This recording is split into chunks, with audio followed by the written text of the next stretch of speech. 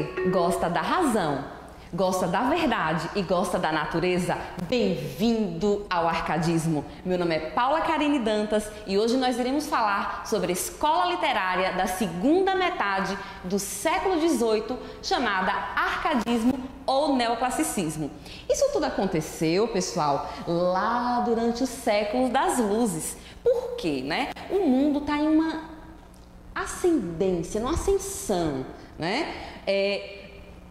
Tecnologia, eles estão cansados, na verdade, dos exageros do barroco, estão cansados de uma monarquia esbanjadora. A gente tem uma ascensão da burguesia e a gente vai observar como esse contexto histórico influenciou nas obras dos artistas que fizeram parte do arcadismo, e a gente vai falar do arcadismo aqui no Brasil. Então aqui nós temos três conceitos básicos em relação ao pensamento árcade, que é a razão, a verdade e a natureza. Falando sobre o contexto histórico, o que a gente observa em relação à sociedade? Eles estão cansados do absolutismo, da monarquia, né, dos exageros da monarquia, porque a classe burguesa está em ascensão. Estão cansados também dos exageros do barroco, né, da solenidade do barroco, do conceptismo, do cultismo do barroco, né, aquela questão do jogo das ideias, do jogo das palavras. Por isso que o arcadismo visa a simplicidade e também algumas formas de convivência social, né, formas rígidas, artificiais e complicadas. Então o arcade, ele quer simplificar a vida, né? Eles querem viver de uma forma simples. Então, nós temos aqui uma busca pela simplicidade, a verdade, a razão, a imitação da natureza, e eu coloquei aqui em vermelho uma das expressões que é o locus amenus, é um local aprazível, um local ameno, um local delicioso. Por quê? Porque é o homem em estado natural na natureza. Nós também temos duas outras questões, né, duas outras características, que é o pastoralismo e o bucolismo. Então vocês vão observar, por exemplo, em Marília de Disseu, o Disseu como pastor, né, cantando belas palavras para a musa Marília, né? Então ele é o pastor Disseu. Então aqui nós temos o quê? Algumas características em relação ao arcadismo, aos temas que nós encontramos nos textos árcades. Outras características envolvem o quê? A imitação dos clássicos, né? Eu coloquei para vocês lá no início que os árcades, eu falei para vocês lá no início que os árcades, eles buscam lá na antiguidade um modelo de vida, né, características para retomar nesse período que seria, no caso, o século XVIII. Então nós chamamos o arcadismo também de neoclassicismo, justamente pela imitação dos clássicos. Outras questões, né, que envolvem o arcadismo, como eu já falei anteriormente, quando eu coloquei o locus amenus, são algumas expressões, né, no modelo máximo de Horácio. Por exemplo, inutília truncal, que não presta da tua vida, maluco, joga fora, bebê, não serve, tira, né, corta o inútil da tua vida. Vamos aderir aos temas clássicos. O carpe diem, que é aproveitar o dia, né? Aproveitar o momento. Fugere urbem ou fugere urbem, que é o que? Saia da cidade, vá para onde? Para um locus amenus, vá para o campo, né? Vá para a natureza. E aurea mediocritas, para que tanto ouro, para que tanto luxo? Então essa expressão, né, ela está muito ligada à questão da simplicidade. Então são algumas expressões que nós identificamos, né,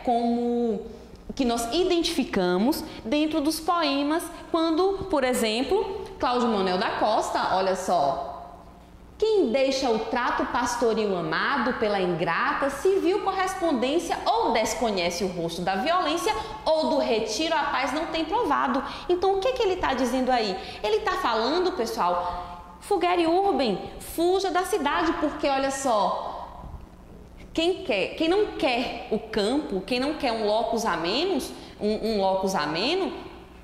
é porque não conhece a cidade, né? Então, aqui nós temos aquele ideal do Fugere Urbem, que bem é ver nos campos transladado, no gênio do pastor, o da inocência, e que mal é no trato e na aparência, vem sempre o cortesão dissimulado. O que ele está dizendo aqui? Que na cidade tem gente o quê? Ruim. Então, é por isso, olha como a gente observa nesse poema de Cláudio Manuel da Costa, lembrando bem que os escritores Árcades utilizavam pseudônimos. O Cláudio Manuel da Costa era o Glouceste Saturnio, né? Então a gente encontra aqui ainda, olha só, esse poema é o quê? É um soneto. Soneto é forma clássica. Olha outra característica aqui da antiguidade, do classicismo, aqui no arcadismo.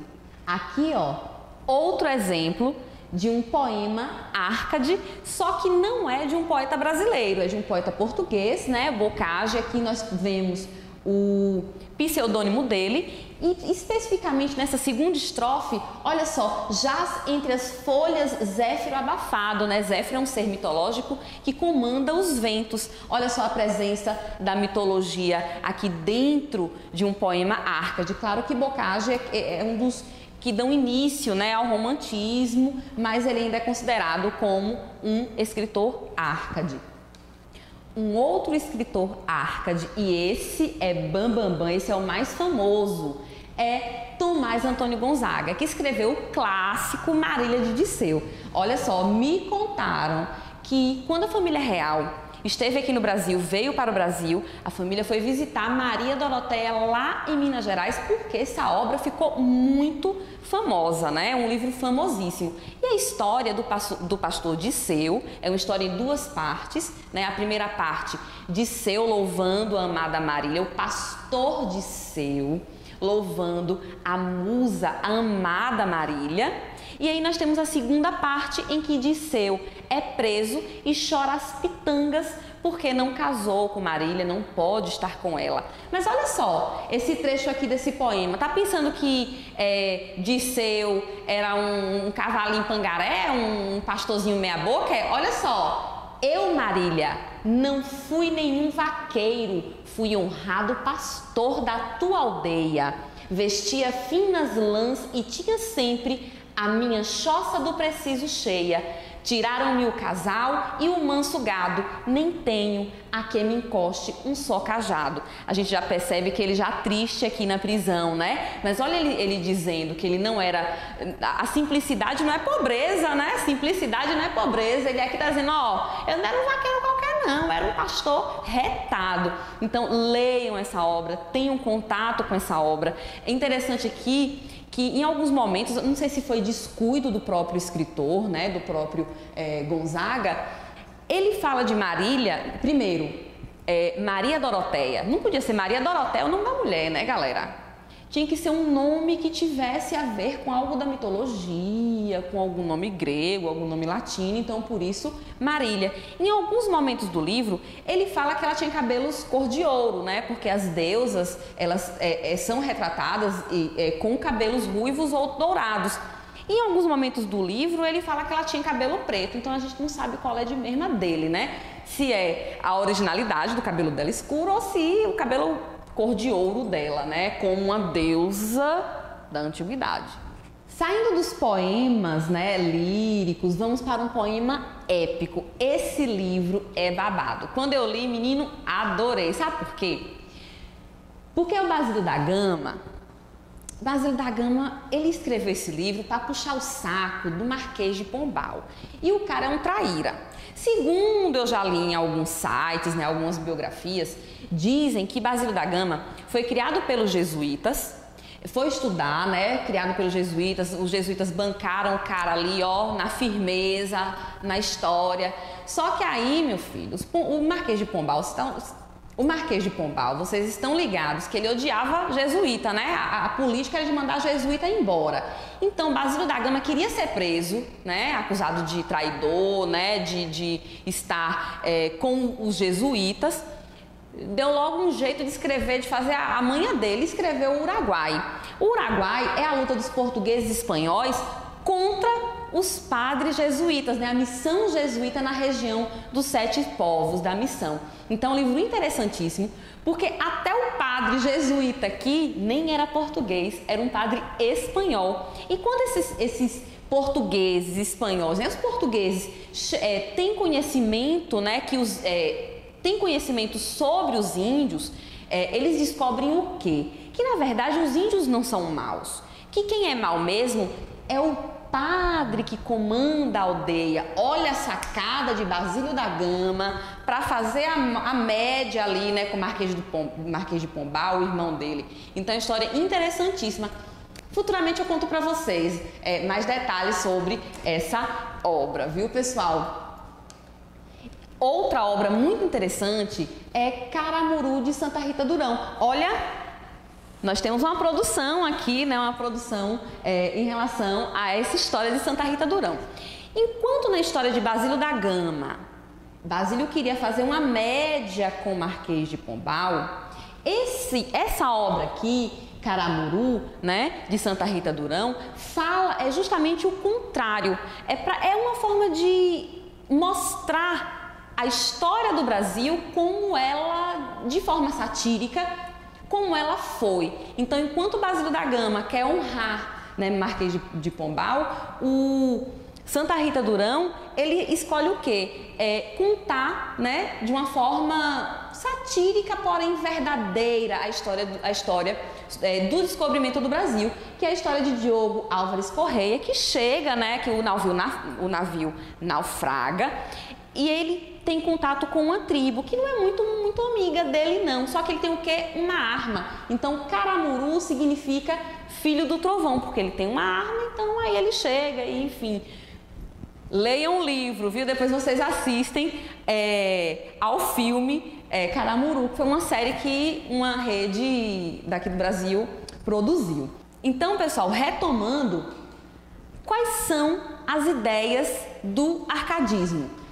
Ideia da arte como imitação da natureza, imitação dos clássicos gregos e latinos, busca do equilíbrio racional, uso da mitologia, bucolismo, pastoralismo como temas ideais de vida e utilização de pseudônimos pastoris.